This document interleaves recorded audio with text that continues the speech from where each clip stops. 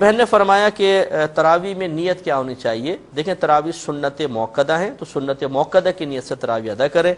رکعتیں اس کی 20 ہوتی ہیں اور رمضان کی تمام راتوں میں 20 رکعت تراویح ادا کرنا جس طرح مردوں کے لیے سنت موقدہ ہے ایسے ہی خواتین کے لیے بھی ہے۔ یہ جو ہمارے مرد حضرات 5 روزہ 10 روزہ تراویح تلاش کرتے ہیں، بلکہ اب تو فیملیز بھی چلی جاتی ہیں، ساتھ میں عورتوں کا الگ پورشن ہوتا ہے، مردوں کا علیحدہ، 10 دن میں تراویح پڑھی، قرآن سنا اور پھر باقی دن کی چھٹی، تو یہ غلط ہے۔ اس طرح کریں گے تو سخت گناہ گار ہوں گے، کیونکہ سنت موقدہ کا 1-2 بار چھوڑنا گناہ اور اس کے چھوڑنے برا، اور چھوڑنے کی عادت بنا لیں گے تو گناہ گار ہوں گے۔ لہٰذا تمام یہ جملہ بس یاد رکھیے گا کہ 20 رکعت تراویح رمضان کی تمام راتوں میں پڑھنا ہر عاقل بالغ مسلمان مرد و عورت کے لیے سنت موقدہ ہے۔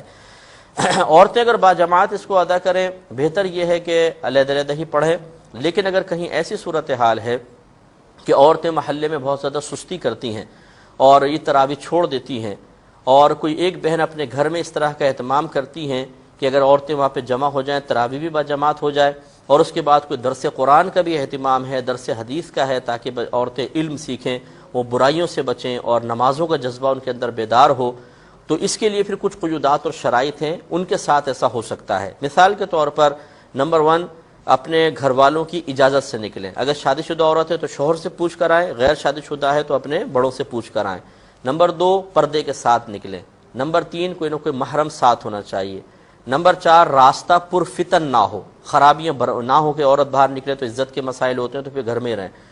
پھر جس جگہ جا کے پڑھ رہی ہیں وہاں پہ بے پردگی کا کوئی اندیشہ نہیں ہونا چاہیے کہ مرد آ رہے ہیں جا رہے ہیں، عورتیں نماز پڑھ رہی ہیں تو مرد کھڑکیوں سے دیکھ رہے ہیں، مثال کے طور پہ کوئی ایسا ہو، ایسی جگہ جانا جائز نہیں ہے۔ اور پھر صحیح مقصد کے لیے جائیں اور اس مقصد کی تکمیل میں ہی وقت صرف کریں۔ یہ نہیں کہ وہاں پہنچنے کے بعد بہن چلو تراویح تو بعد میں پڑھتے ہیں، پہلے یہ بتاؤ تمہارا شوہر کر کیا رہا ہے اور تمہاری ساس کیا کر رہی ہے، تمہاری بہو کیا کر رہی ہے۔ یہ عورتوں کی خصوصی عادت ہوتی ہے کہ ہو سکتا ہے کہ ایک امام تراویح پڑھانا شروع ہو اور 2 عورتیں سائڈ میں بیٹھ کے کہ بہن پہلے میری سن لو کہ میری ساس میرے ساتھ کر کیا رہی ہے، پھر جماعت میں شامل ہو جائیں گے۔ اگر اس طرح کی باتیں کرنے جانا ہے تو بالکل شریعت اس کی اجازت نہیں دے گی۔ تو ان قیودات شرعیہ کا لحاظ کر کے اگر اچھی مصلحت کے تحت کیا جائے تو اس کی گنجائش نکل سکتی ہے، اگرچہ افضل اور اولیٰ یہی ہے کہ عورتیں اپنے گھر میں اکیلے اکیلے نماز پڑھیں، لیکن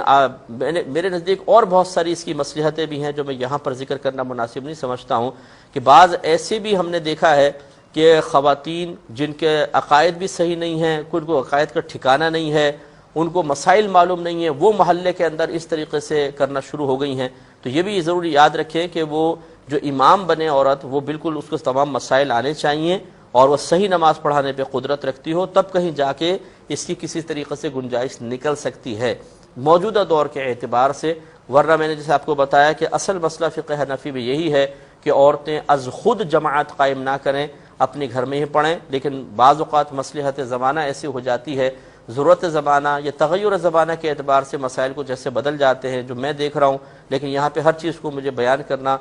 میں مناسب نہیں سمجھتا ہوں کہ میں یہاں پہ ہر چیز کو ذکر کروں، لیکن ہمارے پیش نظر بہت ساری چیزیں ہوتی ہیں تب ہم ایک شرعی حکم بیان کرتے ہیں، تو اس لیے اس کی گنجائش بالکل نکل سکتی ہے، لیکن قیودات کے ساتھ۔